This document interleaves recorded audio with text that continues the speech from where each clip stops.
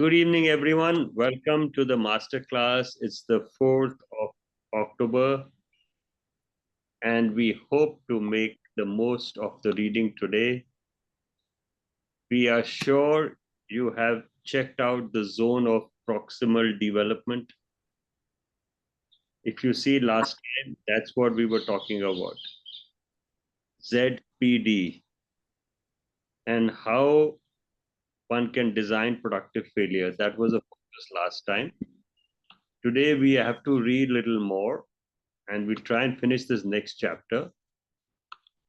We are at a stage where we are almost ready to complete productive failure. So we are now talking about minimizing computational load. The principle of minimizing computational load involves reducing the unnecessary complexity of tasks to focus on core concepts, facilitating deeper understanding. This is brilliant, absolutely. And this is where we get stuck as teachers most of the time, where we are not able to minimize the computational load and we get carried away. If you've seen the last 3-4 years since the NEP came, they are trying to reduce computational load on you. And whole idea is to give you your fundamentals clear and not overload you with information. And if you think productive failure only works when you work with this kind of philosophy. If the task involves numbers and computation, then keep the numbers simple and easy to calculate. Leveraging calculators or software for routine calculation allows more mental resources to be dedicated to understanding underlying principles and strategies. This way, the underlying problem can remain the same, but at least you do not have to suffer from overload. Sometimes breaking a task down into subtasks and focusing on just those helps too. If there is too much technical language, try to get help from someone who can explain it in simpler language by keeping computational load low without changing the underlying structure of the problem.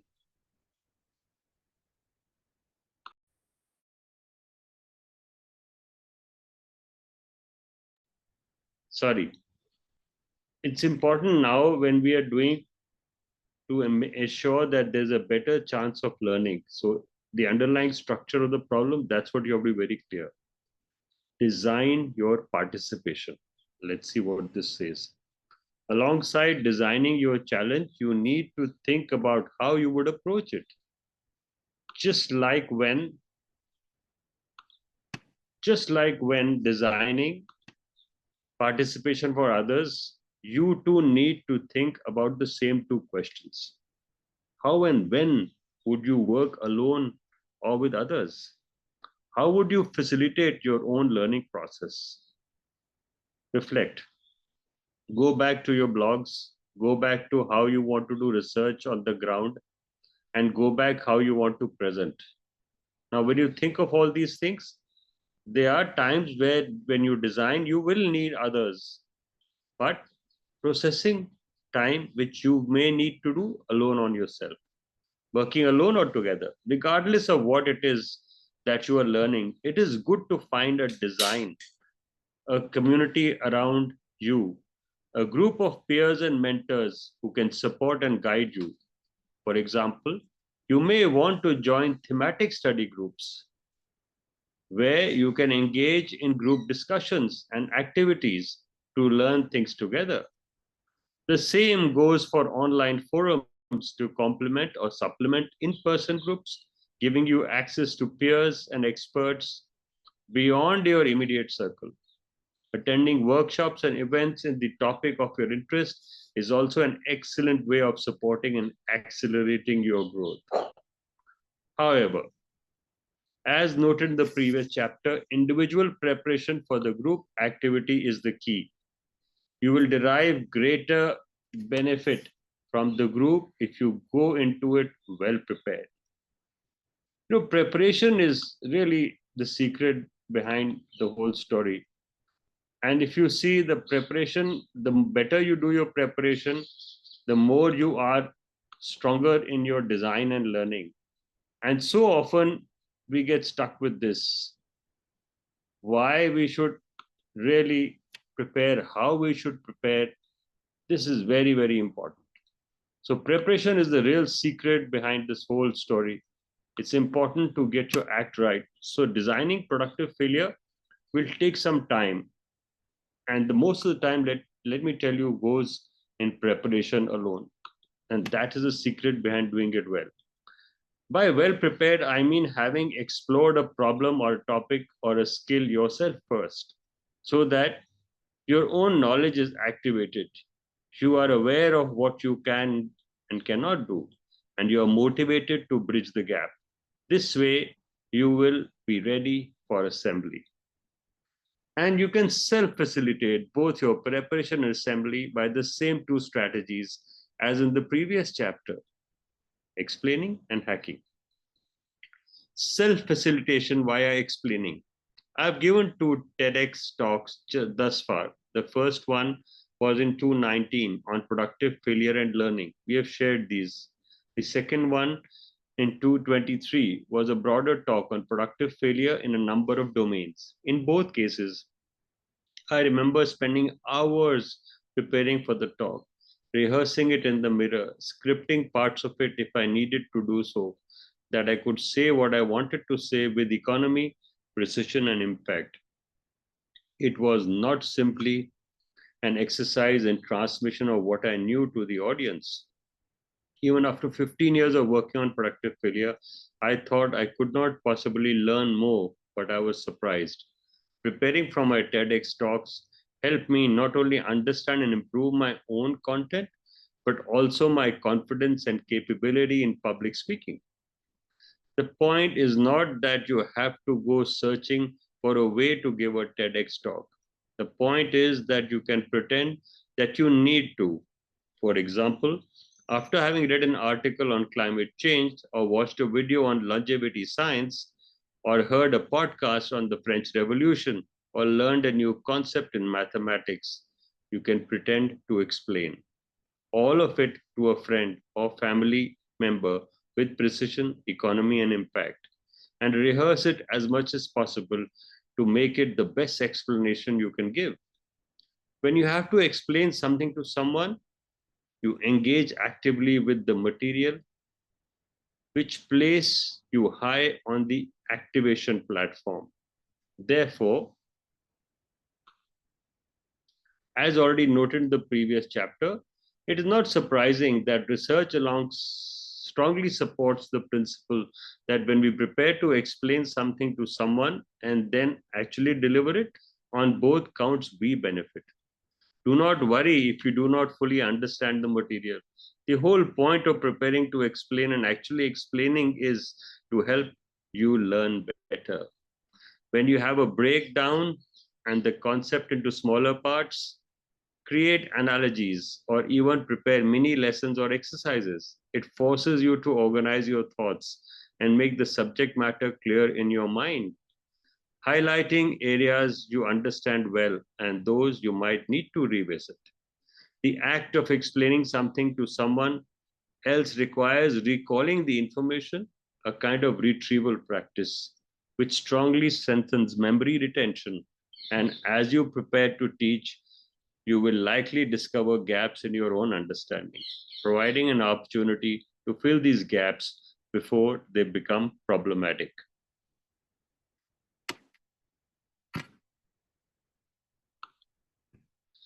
Prepare for explaining as well as actually explaining early and throughout your learning process, and you will see that it accelerates your own learning. And as it was for me, it also has the added benefit of boosting your confidence in your knowledge as well as improving your ability to communicate ideas succinctly and clearly, which is a valuable skill in work and life. Now we're talking of self-facilitation versus hacking. In 2019, I was invited to give a keynote in the biennial conference of the European Association Research on learning and instruction. It is a flagship conference of learning in Europe with attendees from around the world. Who's who of research on human learning education actively attend this conference. I was indeed honored to have been invited to keynote and was asked to suggest a title and subtract an abstract for my talk. This was, of course, not my first keynote. I had done several before, most of them being about productive failure. I remember thinking at the time if I should give another talk on productive failure, or perhaps it was time for something else, something new, something fresh. It was then that I decided to hack productive failure. I told myself I should practice what I preach. So it only made sense to ask the question, when does productive failure, when does productive failure fail? I had spent years trying to understand how and why productive failure works. It was time to ask the question, and even more pointedly, when does it fail?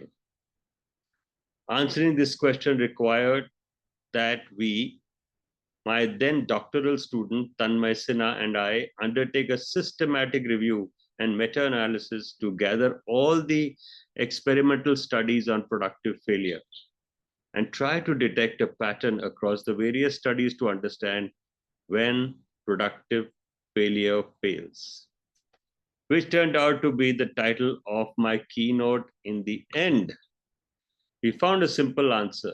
Productive failure fails when it is badly designed or implemented, essentially suggesting that even if the science underlying it was sound and robust, productive failure could still fail if it was not designed well, much like a badly designed Ferrari would. And we would have often found this out unless we had tried to hack it.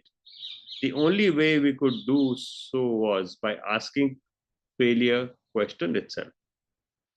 When does productive failure fail? The answer we found to this question is how we started paying greater attention to the design principles of productive failure, specifying with greater clarity and precision exactly what goes into designing for productive failure. Hacking productive failure told us that the science in part two is sound, but the design is often where things go wrong.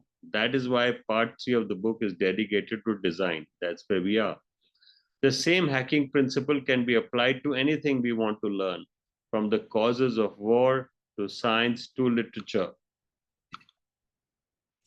to strategy to product development and many others. Just when you think you have understood something, try to hack it, break it, make it fail. Trying to make it fail requires that we separate the boundary of success from failure. This means challenging the idea by asking, does the idea work only for the given context or situation? Can it work for other contexts and situations? Under what circumstances would the idea not work? This approach of hacking one's ideas fosters a mindset of continuous learning and improvement, essential for creating solutions that are robust. In summary, I repeat what I said in the previous chapter: explaining your own idea and hacking your own idea. Two simple steps that give large returns on learning. And more we can develop these habits, and more we learn, even beyond productive failure. For these are good habits for learning and life in general. So let me copy this summary for you. I'll share this summary with you because this summary is important for us to think about. Yeah, I think I've got it. Just give me a moment. It should be with you.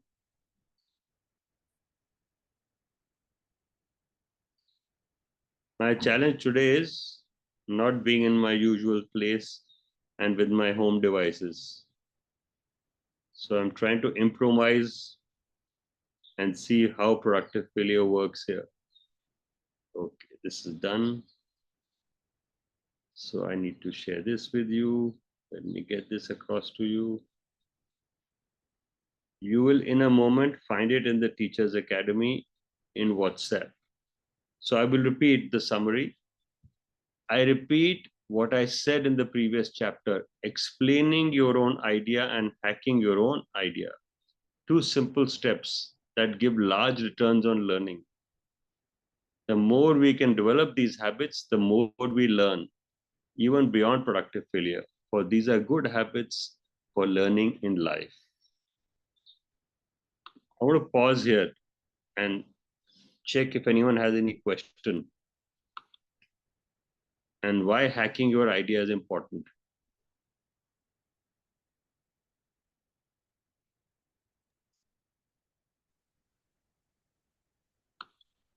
Has anyone ever tried making holes in their own work? Have you tried to test? Let's say you were putting a quiz or you were setting up a paper. Has anyone had the experience of testing that? Mm. A few years back, yes, it was. Now we are not doing it. Now you're not able to do it because, running a test and finding gaps in your work is really the first step of testing how well you're designing productive failure. Yes. Manisha, what stops you for not doing it now? Initially, I was not confident. So I was just testing it whether it works or it is not working to check the mindset of the people, my students, and all. But now, over time, I have gained little Hmm, confidence. Yes, this is going to work. So I've stopped testing now. lovely. So I have a challenge for you. Okay. It's not going. It's not going to work. Then only you'll improve. And productive failure's basic premise is this: that when you think you have reached a stage of proximal learning, you have to kick in the next level. So Act. if you Yes, sir. want to go to the next level, you have to hack it. You have to break your idea. You have to say that, let me find holes in my own idea. And that is the only way to set things right. Thank I you, just teacher. want to expand, sir. It was what I said, it was connected to the question paper, but about lesson delivery, yes, we are finding holes to make it better, and next time it is actually better. Yeah, and So, some weeks back, Manisha, I had mentioned a tool called Edthena. So mhm. note it down. People browse on the internet. It's Edthena. It's a very interesting video tool which you can use to hack your own learning. It tells Okay. you to record videos, upload them, and within a group of teachers, you actually analyze your work. So that will be hacking the lesson you deliver. Test this out. It's called Edthena. So let's carry on. Designing your safe space. Creating a psychological safe place for yourself involves fostering an environment where making mistakes is viewed as a part of the learning process, not a failure. It encourages taking risks and exploring new ideas without fear of judgment. Renorming and mind setting involve adaptive adopting a growth mindset where challenges are seen as opportunities to improve and learn rather than unsurmountable obstacles. There is neither one way nor an exhaustive list of things you can do, but here are a few things you can do to create this space for yourself. Step one: set learning goals. Creating specific, achievable goals that encourage stepping out of the comfort zones in a structured way. A lot of this depends upon cultivating productive habits such as reflecting, explaining, hacking your own learning, help seeking, collaborating, resourcefulness, and so on. Productive habits are goals in and of themselves. Learn these habits so you can use these habits to learn and grow. An excellent way to think about how you might go about doing this is to read James Clear's book, Atomic Habits. I'm sure some of you have read it. If you've read Atomic Habits, please share something you picked up from the Atomic Habits as a blog post. You happy to post in the WhatsApp conversation. Emphasize effort over outcome. Recognize and reward the effort and learning process, not just the final results. Recognize the first step, and as noted earlier, use it as an effective hack for persistent effort. Focus on small things every day and work toward building a system of productive habits that accelerate your learning and growth. Reflect. Taking time, even briefly, to regularly journal about your learning experiences, focus on growth, challenges, and lessons learned from mistakes. It is a useful habit to cultivate. We keep saying reading, reflection, and relationship. Regularly review personal progress and adopt your learning strategies, focusing on continuous improvement rather than perfection. Seek feedback. Actively ask for feedback, not as a judgment, but as a source of insights for growth. Exploration, struggle, making mistakes, failure, all of these, even if they happen in a safe space, will lead to nothing without feedback. Remember, productive failure is a two-phase design. The first phase of exploration has to be followed by feedback or explicit instruction. Send feedback, engage a mentor, find a knowledgeable other to guide you. That's the real recipe of a good masterclass for ourselves. Seeking effective support. Knowing what you need to do is the easy part. Actually, doing it is harder. And if you are like me and most people, it always helps to have effective support from your peers, friends, family, colleagues who understand and embody the same spirit, that feeling the ups and downs, the struggle, the emotions is just as important as the destination. Build a small circle around you. Do not wait for it to happen. Make it happen. So the circle around us is you, is me, it's a masterclass family. It's a masterclass fraternity right across schools. I'm going to pause here. There is currently an effort on how do we grow this? How do you make bigger? Yesterday I met someone, he says, why not a million teachers? Why not 1,000 teachers? Why not we make this much bigger and make it available to just about any and everyone? And last 2 days, I've been thinking about this. I'm in a space at the moment, what next? Where I'm testing what we have done as a productive failure. So there are various processes of looking at it. So if you look at a physician, doctor, physician, or a lawyer for that matter of fact, individual, do a great job. And they're designed for that. And you search them out as your boutique doctor or a boutique lawyer. But if I was to merchandise what we were doing and go on scale, make a clinic, hire 100 doctors, obviously you will not get the same practice and support. It will be process driven then. It may not be as authentic as it can be when it is tailor made for you. So these are thoughts which are currently being debated on as we move on to the next. But I assure you, the masterclass for 100 will stay. We will not do a webinar next year. We will keep it a meeting. Get inspired. Reading, listening to, watching stories about how experts in a field overcome challenges helps reinforce the belief in growth through perseverance. These narratives provides valuable insights into the real world, applications of skills, strategies, and resilience. A lived experience of setbacks as opportunities for learning and development rather than deterrents, and offer a roadmap for navigating obstacles and achieve success. Practice affirmation using positive affirmations that focus on growth to reinforce a growth mindset toward learning and personal development. Using language that emphasizes effort and growth, such as, I'm not good at this yet. Instead, I can't do this. I want to thrive outside my comfort zone, pushing my boundaries. If I'm not struggling, I am not learning. I embrace challenges as opportunities to learn and grow. I celebrate my progress and achievements, no matter how small, and so on. Practice compassion.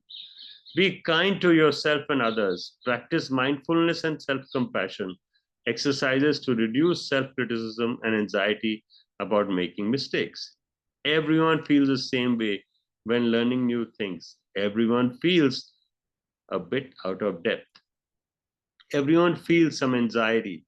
Everyone fears failure.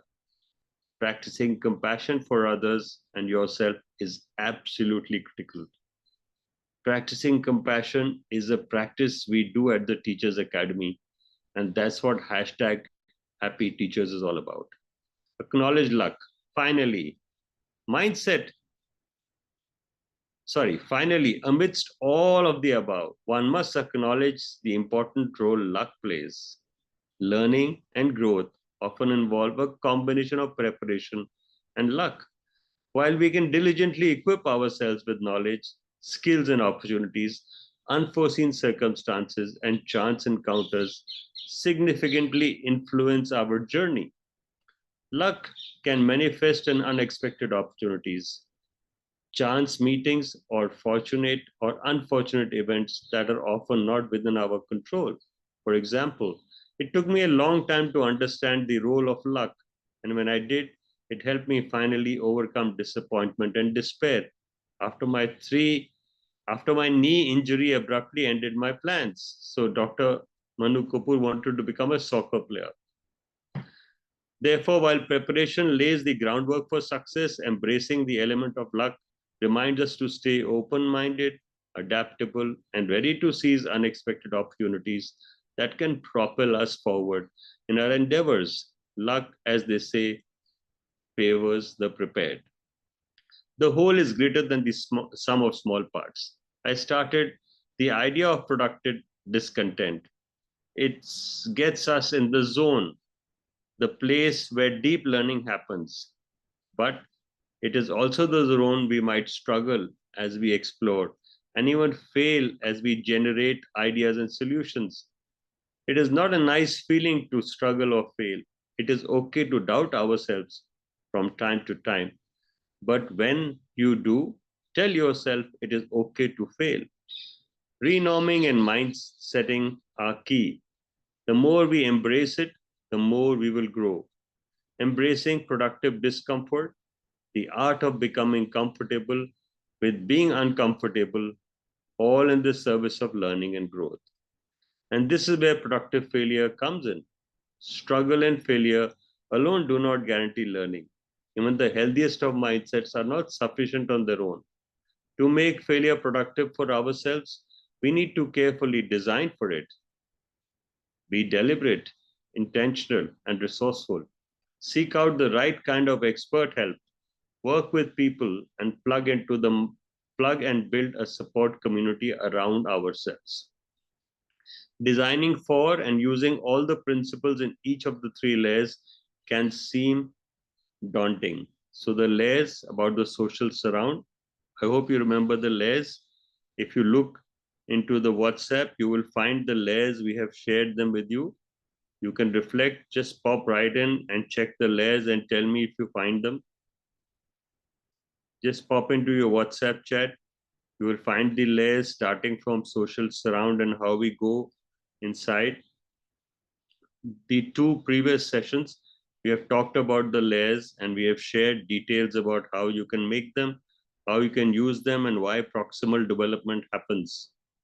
Can anyone write the layers in the chat? You can scroll your WhatsApp. I know it's a long scroll because we've shared a lot about excitement about the masterclass which is coming up. My apologies for that. But do find the three layers and let's talk about the layers here. It's important because that is the whole crux of designing productive failure. So the social surround, the participation, and the task. Those are the three parts of the layers. Designing for using all the principles in each of the three layers can seem daunting. So when we went to principles in social, we saw what the social surround meant. If you see social surround, it meant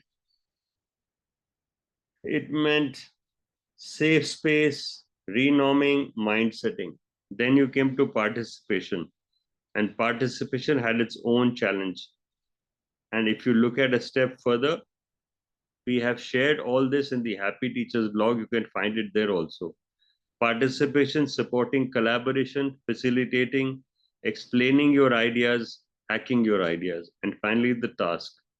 Challenging but accessible, contextual, multiple solutions, effective draw, contrasting cases, varying cases, and minimizing computational load. We have discussed all that.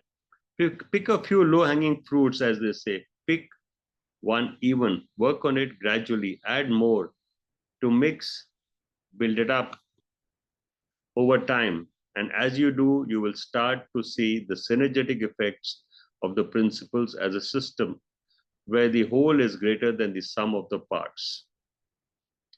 You have come this far in this book, you've already taken the first step. Recognize it, celebrate it. Now take the next one. So I will repeat the key takeaway from this chapter is the three-layered framework for productive failure. The three-layered design framework for productive failure specifies an interactive collaboration process for designing your own task, your own participation, and your own social surround or safe space for learning. Designing your own task, effective task, within your zone of proximal development, providing contextual relevance, allow for multiple solutions and representations, create an effective draw, use contrasting and varied cases, and minimize computational load. Designing your participation. Develop the habits of explaining and hacking your idea, structuring learning experiences to conclude feedback and collaboration at the right moments enhances understanding and supports the learner through challenging tasks. Designing your safe space for learning to deliberate about setting specific learning goals, emphasizing effort over outcomes, actively seeking feedback, and building support networks. Learn to reflect, practice affirmation and compassion, get inspired, and recognize the role of luck. So it's important luck came in here. It takes time, self explanatory, because all this takes time. And without time, nothing can happen. We have come to the conclusion of the book. I will read a little of the conclusion if you desire. If you want, we can pause here and read the conclusion next time. Maybe I think that's a good idea. And I get an opportunity to put a bookmark here. One sec, let me just add a bookmark here.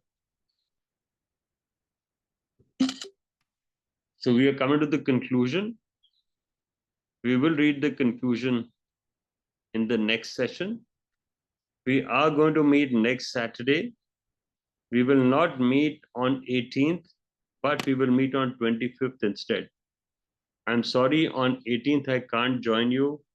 We are celebrating 90 years of the Dune School, and I have to be a part of that.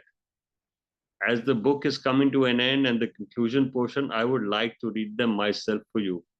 So do forgive me, I can't join you on the 18th, but definitely on 25th, we will do our best.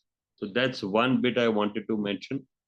Second, I want to mention here, people must be wanting to know what next about the masterclass.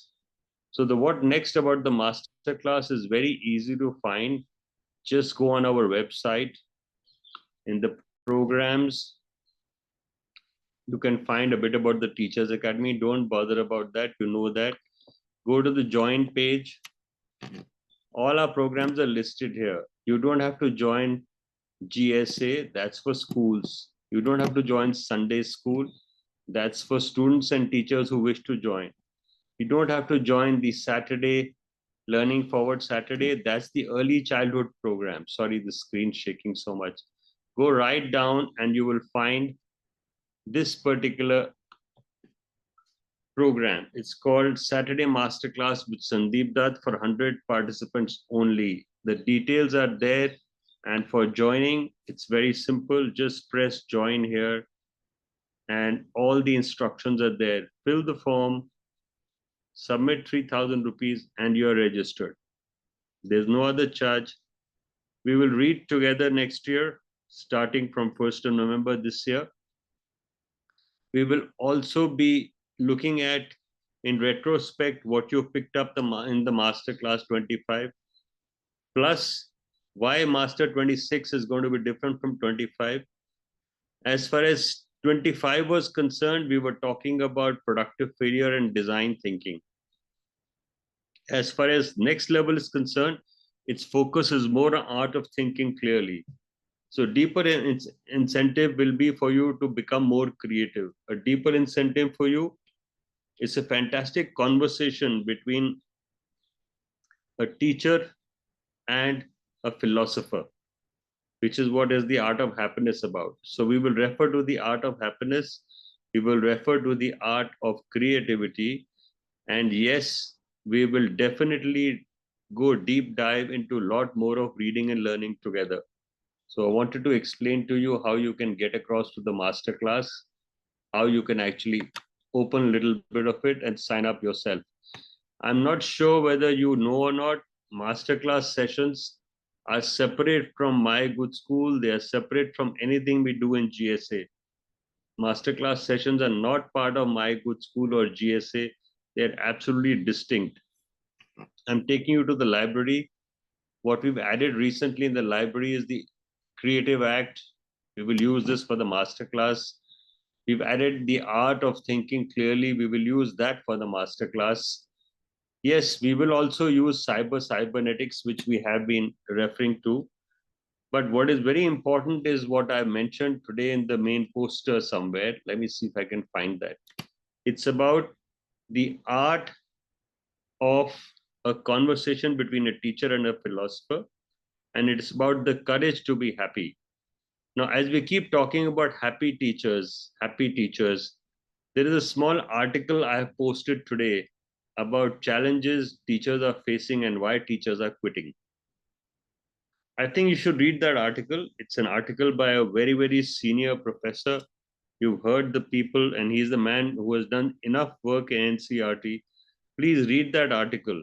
Why I'm giving you all this food for thought and all the literature at this stage, because we are now preparing for a higher order thinking in the next masterclass. That article is there in Brewing Knowledge because we do all that in Brewing Knowledge. I think I will share this with you here itself. That will help you. So I left it in Brewing Knowledge for a reason, because we do things in Brewing Knowledge which are a little beyond the masterclass even. So I will share that with you. It's an article written by Krishna Kumar. Let me add that for you here. Add photos. Yeah. Okay. I've added that article. Please read that article. The teacher is walking away. And that's why I think the art of being happy is very crucial at this stage. So, depending on how we roll out, we will use the three books. Art of Being Happy will finish faster than we can think.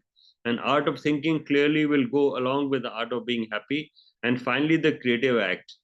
I've shared bits and pieces of the Creative Act. You will definitely love it. It's an expensive book. You don't have to buy it. You will be reading one small session at a time. It'll be all done here. So you won't have much of a need reason to buy it. But if you want to buy it, it's an expensive book. If you think which one book you should buy, I think you should buy Art of Thinking Clearly. It's very affordable. Even the art of, the book about courage to be happy is not too expensive. For some reason, the art or the creative act is a little expensive. So let me give you a view of the creative act here.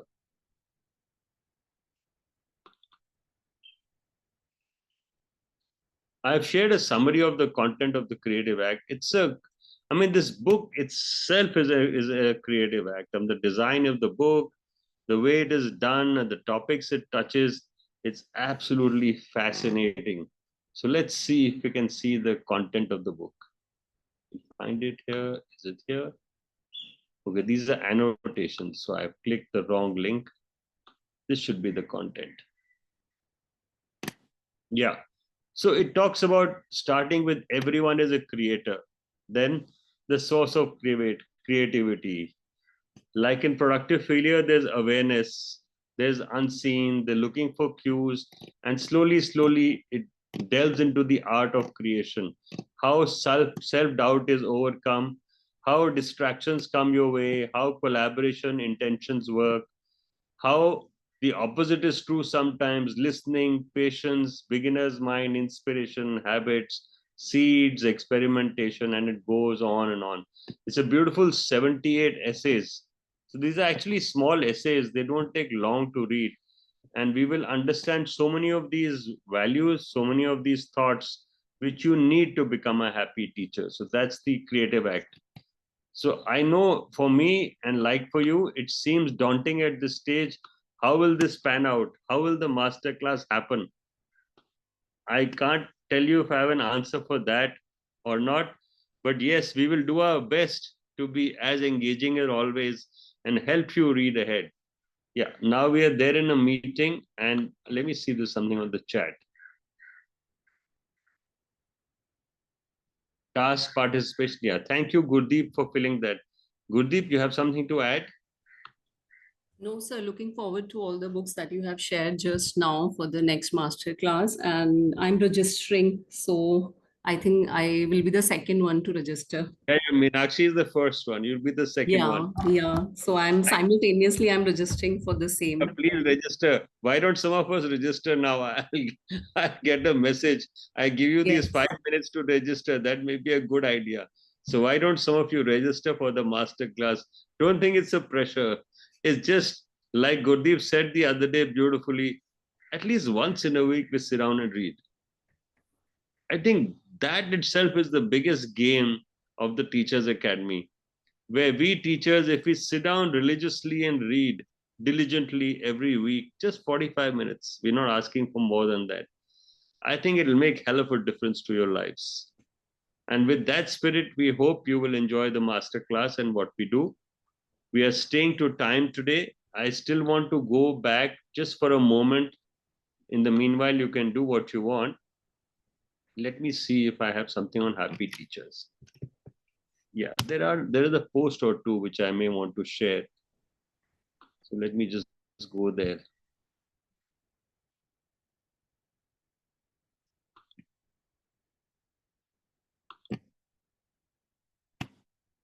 So thank you, Dr. Tanuja, for sharing your memorization to meaningful mastery, applying productive failure. So let me see if Tanuja is here. Tanuja, are you there?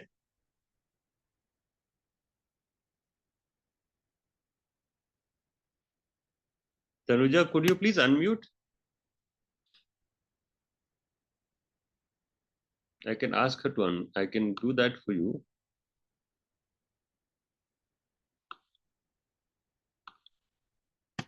Tanuja, we'd like you to share about your post, how you did it, what was the experiment behind it, what resources you found hard to use, how you adapted to create this. Would you like to tell us something about this? You're not able to unmute, I think.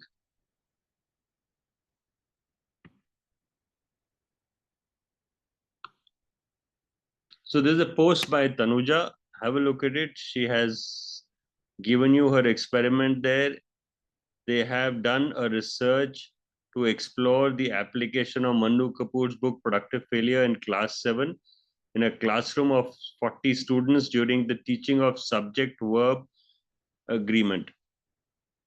Do have a look at it. There's an assignment by her. There's also an assignment by Shalu, learning to converse through productive failure. So she has created the abstract, the methodology, student struggles. So how you use this is very simple. You can flip like this and you'll go to the next pages. You'll find the data, you'll find the results. And the study demonstrates the potential of productive failure as a valuable pedagogical approach for fostering conversational skills in young learners. By embracing initial struggles and providing targeted support, educators can create a learning environment that promotes deeper understanding, resilience, and a growth mindset. The experiment highlights the importance of allowing students to learn from their mistakes and develop the confidence to communicate effectively. Future research could explore the long term effects of productive failure on language acquisition and its applicability in other subject areas. Wish you good luck for that, and we look forward to your next assignment. If you go down, there is nothing more in the recent past. Let me click on September. Okay, nurture and nature. This is actually from what we have been doing on Friday. So Friday we're reading a different book. It's by Kamala Mukunda. And this is a very interesting session which Nilashi hosts. So just to give you a view what's happening there, we are talking about helping young aspiring teachers. We're talking about teaching and learning through masters here. It's a little different from the master class where we have more conversation and we work with teachers with a focus on diversity and inclusion.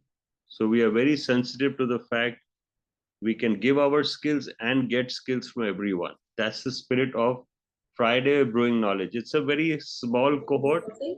It's even more specialized cohort than your existing class or master class. So you're welcome. There's no charge for that. Once you sign up for the subscription of the master class, Brewing Knowledge is an invitation. There's no charge for Brewing Knowledge.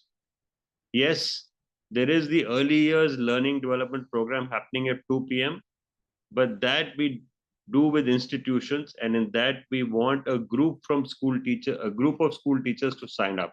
That's the third program which is currently being rolled out. That's all for now. I don't have anything more to share. I wanted to highlight the blog and I wanted to thank you for being with us this evening. We hope you've had a pleasant journey so far in 2025. As we come to the last quarter of 2025, it's going to be a wrap up for reading so that you get enough time to do your experiments. And the Sunbeam Masterclass, which is part of our masterclass here, has to do some assignments as per our understanding with them and their school. So this will give you time to do your assignments. As far as the next year's masterclass is concerned, there are no assignments. So we won't have that challenge there. There'll be no attendance in the next year's masterclass. If you've paid your 3,000 rupees, I'm sure you'll come. So on that note, thank you. If you have any questions, I'm happy to ask or answer or ask any of you. Anyone, anything in the chat you want to write, anything you want to ask me, anything you want to share? Okay, I've got two thank you from Shalu and Tanuja. Thank you. We loved your assignments. Please keep up the good work. Gurdeep, any housekeeping? No, sir. So thank you, Gurdeep. Our partnership has been just about fantastic. This year, I loved having you as a co-host for Masterclass 25. You are special and I owe you a lot. I learned so much from you this year. I don't think any young teacher has had the courage to teach me so much as you have had. No, sir. It's other way around, I think. No, God bless you, because that's how learning happens. And I'm sure when you see the post coming in the book, Productive Failure, you will feel a joy. And it will be worth your while when the book comes out. The book is due now, middle of October, the Indian edition of Productive Failure. So I look forward to that. Thank you so much. And good luck to all of you. Hope some of you do join us for Masterclass 2026. It's like saying commercial break. Thank you so much. Thank you. Bye bye. Love you all. God bless you. And yes, we have a lot to do to make happy teachers, and we can do it together. Bye bye.